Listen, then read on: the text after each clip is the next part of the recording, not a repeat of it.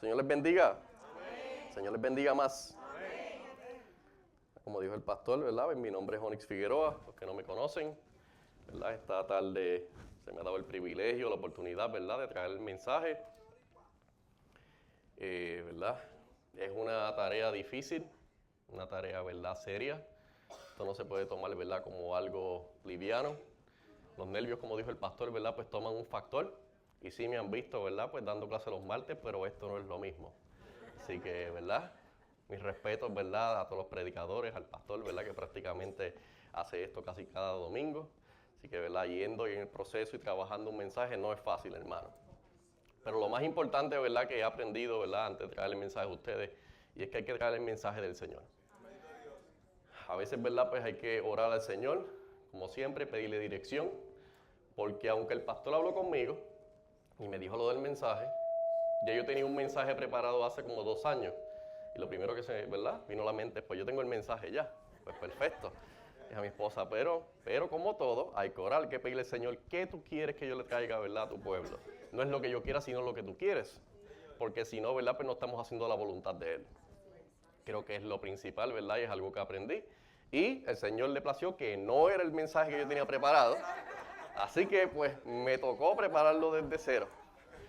Entonces, pues, ya usted sabe, entre los nervios, ¿verdad?, el tiempo, pero, ¿verdad?, pues el Señor, ¿verdad?, en su misericordia, pues me permitió terminar el mensaje, ¿verdad?, y estar esta tarde aquí con ustedes para, ¿verdad?, llevar el mensaje de Él. Antes, ¿verdad?, de empezar, me gustaría, ¿verdad?, pues que oraran por el mensaje, que oraran por la palabra del Señor. Creo que ya el pastor, pues, oró por mí esta mañana, mi esposa oró por mí esta mañana, así que si todos ustedes, ¿verdad?, se pueden poner de pie y vamos a orar, ¿verdad?, por esta palabra, ¿verdad?, para que no sea yo hablando, sino que sea el Dios, ¿verdad?, trayendo palabra a ustedes esta tarde. Gracias, Señor, te damos en esta hora, Señor Jesús. Te pedimos que seas tú, mi Dios, trayendo palabra, mi Dios, a tu pueblo, Señor Jesucristo. Que seas tú, mi Dios, pasando carbón encendido por mis labios, Señor Jesús. Que no sea mi palabra, mi Dios, sino que sea solamente la tuya, Señor Jesucristo. Tú conoces la necesidad de tu pueblo, Señor Jesús. Tú conoces, mi Dios, Señor Jesús, la palabra correcta y perfecta en el tiempo correcto, mi Dios, Señor Jesús. Aleluya. Que las vidas, mi Dios, Señor Jesucristo, no se vayan como entraron en esta hora, mi Dios, Señor Jesús. Y que tú te glorifiques de manera especial, Señor Jesucristo. En el nombre de Jesús, mi Dios, Señor Jesús, me pongo en tus manos, que se haga tu voluntad, mi Dios. Gracias, mi Dios. Amén y amén. Pueden sentarse, hermano. Ya mismito leemos, ¿verdad?, la porción bíblica. Y el tema, ¿verdad?, y lo que estaba mencionando, Señor, ¿verdad?, orando, como le dije, no lo escogí yo, sino que es haciendo su voluntad. Así que se puede imaginar, si yo me parara esta tarde aquí a dar el mensaje que tengo preparado hace 2 años, pero el mensaje se titula Haciendo su voluntad, como que prácticamente me estoy contradiciendo. Porque si el Señor quiere que yo le dé un mensaje de hacer su voluntad, ¿cómo es que yo, prácticamente empezando por mí, no voy a hacer la voluntad de Él? Y eso es algo que tenemos que entender y es bien importante, hermano.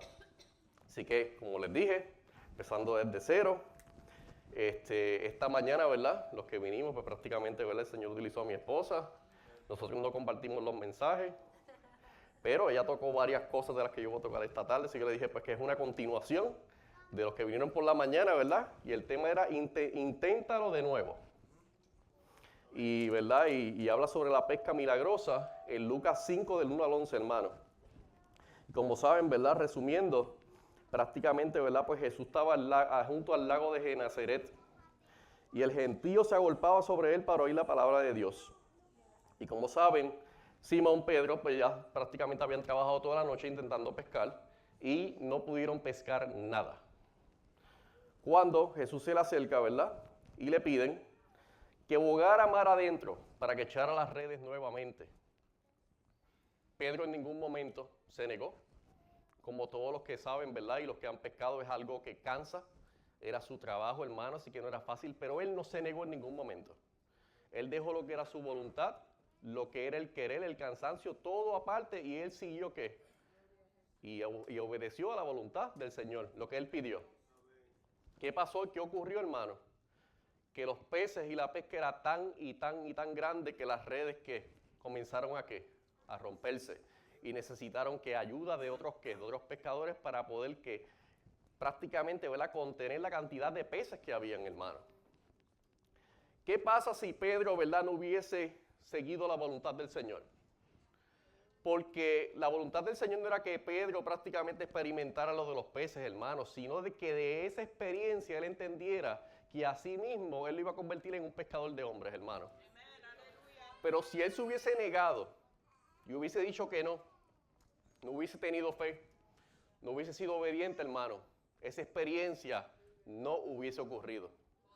Porque si el Señor nos va a hablar, pero depende de nosotros también tomar esa decisión de si seguir su voluntad o no. En este caso él la siguió, hermano, sin titubear. Y él pudo haber titubeado, como decía la hermana esta mañana. Él pudo haberle preguntado a los demás de la tripulación y él no lo hizo. Él no miró ni a la derecha ni a la izquierda, sino que él le dijo que sí. Y es algo bien importante que tenemos que entender, porque a veces el Señor quiere enseñarnos cosas. Él quiere que su propósito se cumpla en usted, pero si usted no sigue su voluntad, ¿cómo Él lo va a hacer? ¿Verdad? Por eso que esta tarde, ¿verdad? Pues el Señor ha puesto en mi corazón, a través de las oraciones, hermano, como le dije, fue el Señor, que es haciendo su voluntad. Y ahora sí, entonces vamos a leer ¿verdad? El texto bíblico. Se pueden poner de pie una vez más para acompañarme. Y se encuentra en Salmos 143:10. Salmos 143, versículo 10. Te adoramos, Dios. Poderoso eres mi Dios. Aleluya. Amén. ¿Todo lo tenemos? Y la palabra del Señor dice: enséñame a hacer tu voluntad, porque tú eres mi Dios. Tu buen espíritu me guíe a tierra firme. Pueden sentarse, hermano. Te adoramos, Dios. Como mencioné y como dice el texto, hermano, tenemos que pedirle al Señor que Él nos enseñe a nosotros a hacer su voluntad, hermano. Pero, para empezar el mensaje, ¿qué es voluntad? Porque tenemos que entender, ¿verdad?, también la palabra antes de ejecutarla, para poder saber que estamos haciendo lo correcto, ¿verdad?, ante los ojos del Señor. La palabra voluntad, hermano, viene del latín voluntas, que significa querer o deseo. Se deriva directamente del verbo latino volo, veo, querer y descansar. Y disculpe que aquí hay palabras griegas y palabras hasta francesas, así que me disculpa, ¿verdad?, pues las traducciones. Que a su vez se relaciona con una raíz proto-indoeuropea que dice de will y wol, que indica deseo o agrado. También vienen palabras, hermanos, de esta palabra voluntario, benevolencia, malévolo, y los términos will, que conocemos en inglés, wollen en alemán, y todo lo relacionado a lo que significa, hermano, a querer o elegir. Aleluya. Pero algo bien importante cuando estamos estudiando la palabra, hermanos, y es que también a veces es bueno también conocer el significado griego de estas palabras, porque cuando estamos interpretando la palabra del Señor, a veces hay cosas que no están claras, o a veces también prácticamente se interpretan cosas que no son las correctas. Por eso es importante cuando estamos estudiando la palabra del Señor, hermanos, que entendamos el porqué y si estamos entendiendo lo correcto de lo que nos quiere decir la palabra del Señor, hermano. En griego la voluntad se traduce principalmente con dos términos, hermano. Telema, que se refiere a lo que se quiere o desea, bien parecido, pero implica un propósito, hermano. Y entonces ahí estamos un poquito más profundo de la traducción general de lo que estábamos hablando. Un consejo o un plan deliberado. Una voluntad más profunda y reflexiva, hermano. Por lo tanto, no es solamente, no se queda en lo que es el querer o el deseo, sino que va más profundo, hermano, que implica un propósito en nuestras vidas, hermano, el hacer esa voluntad del Señor, que hay un plan deliberado para cada uno de nosotros, hermano, y que hay una voluntad más profunda que nosotros tenemos que seguir, hermano, todos los días de nuestras vidas. Pero no se puede pasar, ¿verdad?, desapercibido que hay varios tipos de voluntad. Y como estábamos mencionando, ¿verdad?, también en la definición, no todas las palabras que vienen de la palabra voluntad son positivas. Porque hay voluntades, hermanos, que vienen del enemigo. No toda la voluntad, ¿verdad?, proviene del Señor, y está la voluntad humana también. Así que tenemos que entender, para poder seguir la voluntad del Señor, cuáles son los tipos de voluntad, hermanos, que existen, para yo poder estar seguro que estoy siguiendo la voluntad correcta de Él. Y el primero, hermano, es la voluntad humana. Esa la conocemos todos los que estamos aquí. Esa es imperfecta, susceptible de errores y emociones. Y cuando usted habla de la voluntad humana, lo primero, ¿verdad?, nos viene a la mente es el libre albedrío. ¿Por qué? Porque siempre tenemos la capacidad de elegir entre el bien y el mal. fundamentalmente cuando se trata de voluntad.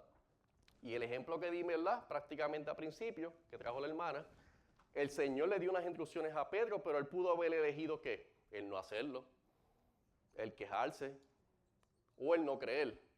Pero ¿quién realmente iba a tener las repercusiones después de no haber seguido la voluntad del Señor? Él. Pero el Señor conocía. Pero la decisión la tenía que tomar ¿quién? Él.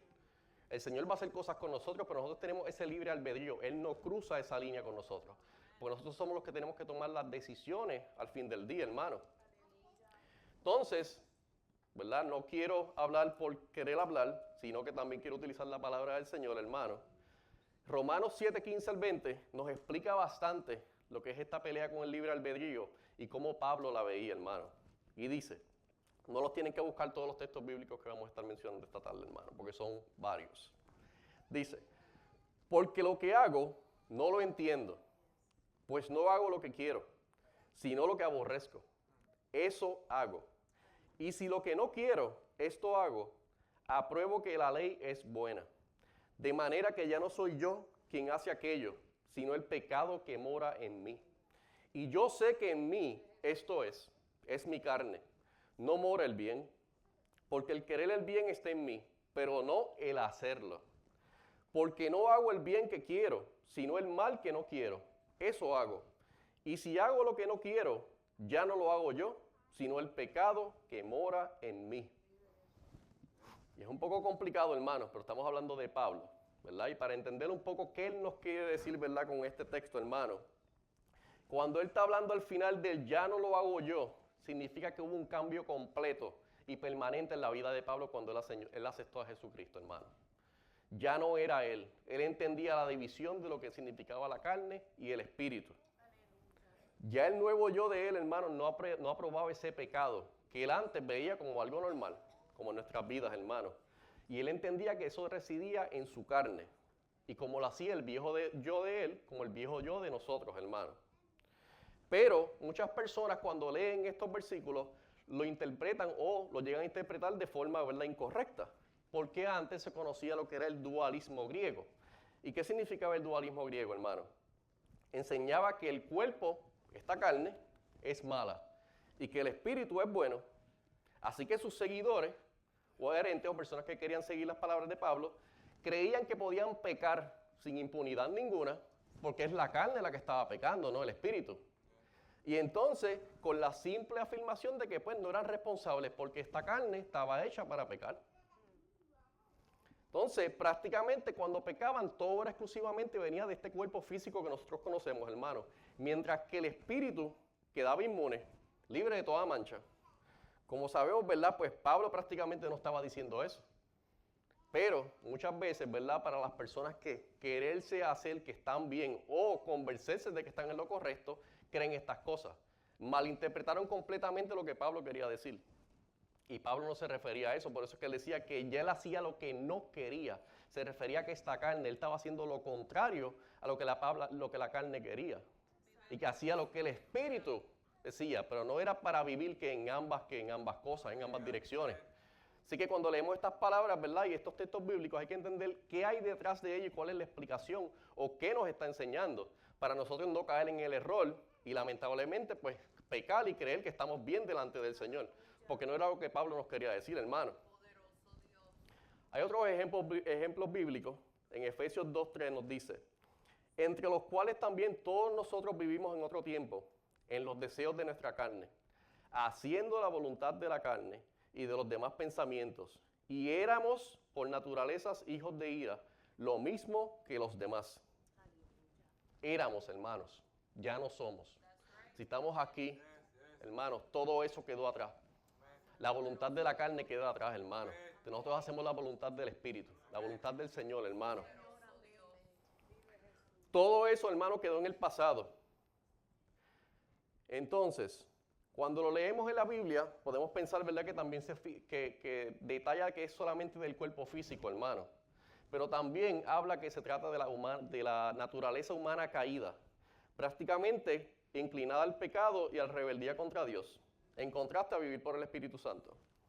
Entonces, cuando estaba, ¿verdad?, estudiando y leyendo, ¿verdad?, para el mensaje, A veces uno dice, pues Señor, pues yo conozco realmente pues cuáles son las obras de la carne, los pecados. Pero no sé si le ha pasado que prácticamente cuando usted lo busca en la Biblia, más específico no puede ser. Entonces, ¿para qué realmente vamos a parafrasear algo en nuestras propias palabras cuando la Biblia es tan específica? Y a veces cuando estamos preparando mensajes nos encontramos con eso. Y es algo que prácticamente me pasó a mí. Yo dije, ¿para qué voy a hablar algo corto o a mitad si prácticamente tu palabra, Señor, lo da tan específico?